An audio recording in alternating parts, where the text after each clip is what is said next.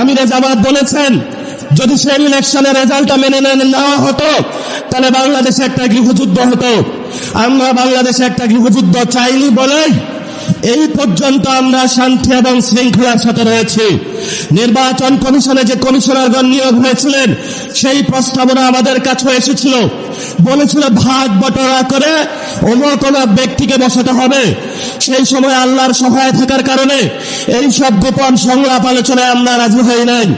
বিএনপির অনেক কমিশনার বসানো হয়েছে, বিভিন্ন বিভ্রান্ত আর্মি পার্সনকে সেখানে বসানো হয়েছে, তারা নির্বাচন হলে ইঞ্জিনিয়ারিং করেছে।